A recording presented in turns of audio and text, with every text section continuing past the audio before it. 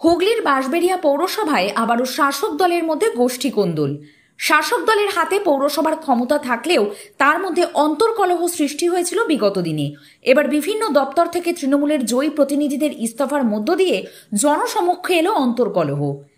শুক্রবার বাঁশবেড়িয়া পৌরসভার মোট 22টি ওয়ার্ডের মধ্যে 17 জন কাউন্সিলর একসাথে স্ট্যান্ডিং কমিটির পদ থেকে ইস্তফা দেন। পৌরপ্রধানের বিরুদ্ধে একাধিক অভিযোগ তুলে কাউন্সিলরেরা পৌরসভায় ডকেট ও পরে ইও সাহেব এবং ফিনান্স অফিসারের হাতে ইস্তফাপত্র তুলে দেন।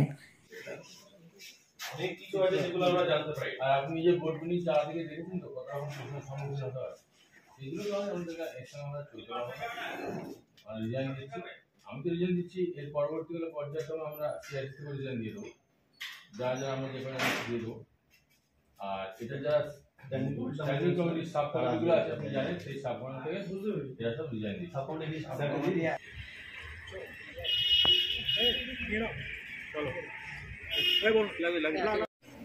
কি কারণ তো আমি জানতে চাইলাম, তো সেটা তো আমি পরিষ্কার বুঝতে পারলাম না। দিয়েছে সেটা আমি যথাস্থানে পৌঁছে দেওয়ার চেষ্টা করলাম। আমাদের ইও সাহেবকেও তো দিয়েছে, নিশ্চয়ই বলবেন সে ব্যাপারটা। কারণ তো আপনারা ছিলেন, সেরকম তো কারণ আমি কিছু জানতে চাইলাম, তো ওনারা বললেন যে প্রেসকে বলুন, নিশ্চয়ই আপনাদেরকে বলবো। আপনারা কি কিছু জানো না? আমি সেইভাবে কিছু জানি না স্যার। এরকমভাবে ইস্তফা দিলে তো কাজের ক্ষেত্রে অনেকটা ব্যাঘাত ঘটতে পারে। একদমই, সেটা তো অথরিটি কনসার্ন আছে, তারা ঠিক আমার কাছে দিয়ে গেছে, আমি নিলাম, অ্যাকসেপ্ট আমি নিয়ে আমি ব্যবস্থা পারি।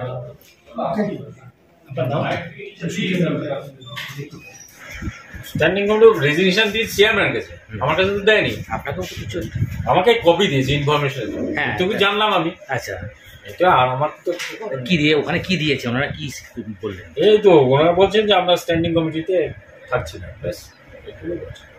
আচ্ছা, না আপনিও তো এইখানে এক্সিকিউটিভ, সেই ক্ষেত্রে এক্সিকিউটিভ হলে সব কিছু আমার দায়িত্ব নেই।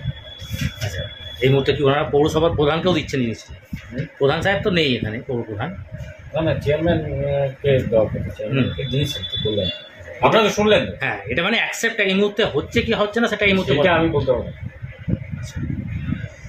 আমি তো একজন কর্মচারী না। এই ঘটনার পরিপ্রেক্ষিতে আগামী দিনে পৌরসভার কাজকর্ম কিভাবে চলবে বা সাধারণ মানুষের পরিষেবাই বা কি হবে তা যথেষ্টই প্রশ্নচিহ্নের সামনে দাঁড়িয়েছে। তবে ইস্তফা দেওয়ার কারণ হিসাবে কাউন্সিলররা কি জানাচ্ছেন দেখুন। আমরা এক একজন কাউন্সিলর কেউ কেউ 2-3টে কমিটিতেও রয়েছে এবং সিআইসিরা এই কমিটিতে নেই। হ্যাঁ, মানে আজকে যে 12 জন দিয়েছেন, 12 জনই তৃণমূলে। 12 জনই তৃণমূলে। আমাদের 14 জন কমিটিতে রয়েছেন, 15টাতে কেউ 2 জন, 15টাতে 3 জন রয়েছেন, একজন সিপিএমের রয়েছেন আর একজন অসুস্থ। আচ্ছা, যিনি সিপিএমের রয়েছে তিনি কি আপনার সাথে সহমত পোষণ করেন? না, সে ব্যাপারে তো বলতে পারবো না।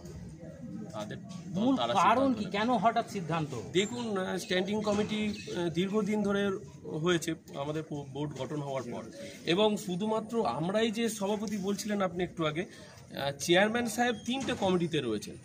দেখুন, স্কার্প ডিসপোজাল কমিটি রয়েছে, ল্যান্ড কমিটি রয়েছে এবং টেন্ডার কমিটি রয়েছে। 3টে গুরুত্বপূর্ণ কমিটি এই স্ট্যান্ডিং কমিটি। তিনি কিন্তু একদিনও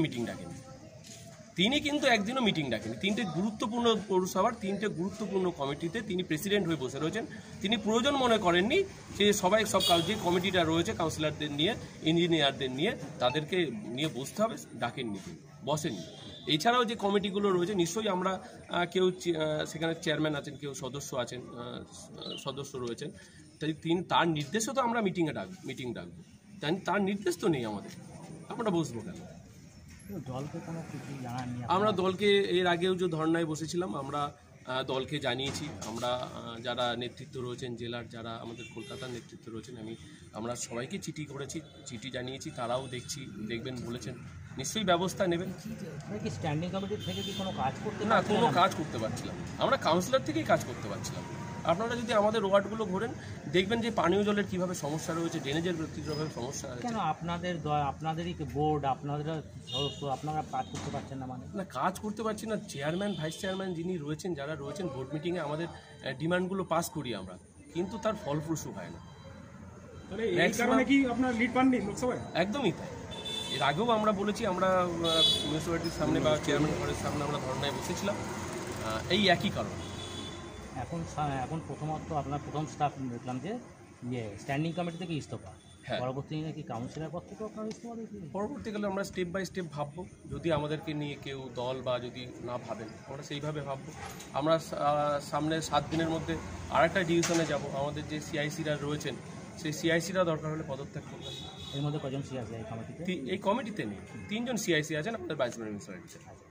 এই যে এই অবস্থাতে অচল অবস্থার সৃষ্টি হতে পারে তো পৌরসভা? নিশ্চয়ই অচল অবস্থার সৃষ্টি হচ্ছে। দেখুন, আমরা তো নির্বাচিত প্রতিনিধি, মানুষের সেবা করার জন্য, মানুষের কাজ করার জন্য আজ আমরা কাউন্সিলর হয়েছি। দল আমাদের টিকিট দিয়েছেন আমরা মানুষের কাজ করার জন্য। সেই মিনিমাম কাজটুকু যদি, পরিষেবাটুকু যদি আমরা মানুষকে না দিতে পারি, পানীয় জলের কীভাবে সমস্যা হয়েছে সারা বাঁশবেড়ার মানুষ জানে। যে অমৃত প্রকল্প রয়েছে, অমৃত প্রকল্পের উদ্দেশ্য হয়েছে মানুষের ঘরে ঘরে পানীয় জলটুকু পৌঁছে দেওয়ার জন্য, সেটা কিন্তু আমাদের বাঁশবেড়িয়া পৌরসভা পারিনি বা আমরা পারিনি। আমরা বারবার বলেছি, বারবার ডিমান্ড জমা দিয়েছি, কিন্তু তার কোনো সদুত্তরও পাইনি, কাজও হয়নি। আজ মানুষ জল পাচ্ছেন। দাদা, আপনারা শুনেছিলাম যে ফিনান্স অফিসার বা এক্সিকিউটিভকে একটা মারাত্মক অভিযোগ করছেন, আপনাদের অনারিয়াম বন্ধ করে দেওয়া? হ্যাঁ, এটা বন্ধ করে দিয়েছেন আমাদের চেয়ারম্যান সাহেব, বন্ধ করেছেন আমাদের অনারিয়ামটা তো আমাদের মাইনে নয়, আমরা একটা সাম্মানিক পাই, সেটা বিএম অ্যাক্টে রয়েছে এবং প্রতিটা পৌরসভায় কাউন্সিলররা পেয়ে থাকেন, সেটা চেয়ারম্যান বন্ধ করে দিয়েছেন। কতদিন ধরে বন্ধ? এই মাসেই বন্ধ করেছেন। এর বিরুদ্ধে আপনারা কি দলকে বা পদক্ষেপ নিয়েছেন কিছু? না, দলকে জানাবো, আমরা চিঠি করব, আমরা স্টেপ বাই স্টেপ এগোচ্ছি। এই অবস্থা দেখুন, আমরাও তো চাই কাজ করতে, আমরা সবাই এসেছি, যতজন কাউন্সিলর সবাই কিন্তু নিজের ওয়ার্ডে প্রতিদ্বন্দ্বী হয়ে জিতে কালে আমরা সবাই এসেছি, তাই তো? সবাই কিন্তু আমরা কাজ করতে এসেছি, আমরা ঠিকমতো কাজ করতে পারছি না বলেই তো আজকে এই সমস্যা। আমরা চাই সমস্যার সমাধান হই, এমন স্ট্যান্ডিং কমিটি যার কোনো কার্যকলাপই নেই, শুধু আমরা অলংকার হয়ে পড়ে বসে থেকে কী করবো বলুন? তাই জন্য সবাই আমরা এখান থেকে পদত্যাগ করলাম। কিন্তু চেয়ারম্যান সাহেব যেটুকু জানাচ্ছেন আমাদেরকে, যে স্ট্যান্ডিং কমিটি যে বৈঠক হয় সেটা চেয়ারম্যানের ডাকার দায়িত্ব নয়, সেটা আপনাদেরই ডাকা যেত। আপনারা বিগত দিনে কোনো মিটিংই ডাকেন না, এটা কোনো কথা না, এটা চেয়ারম্যান সাহেব জানি না কেন বললেন, চেয়ারম্যান সাহেব সবটাই জানেন। আর চেয়ারম্যান সাহেব বললেই তো প্রেসিডেন্টরা সবাই মানে মিটিং ডাকতে হতো। আর দেখুন, প্রেসিডেন্ট যে জানবে সেই সম্বন্ধে তবে তো তিনি মিটিং ডাকবেন, যে কমিটিতে উনি আছেন সেই সম্বন্ধে তো ওনাকে জানাতে হবে। উনি যদি এসে জেনেও যদি জানতে না পারে তাহলে সে বাদবাকি মেম্বারদের কী জানাবে বলুন? তাই জন্যই তিনি মিটিং ডাকেন না।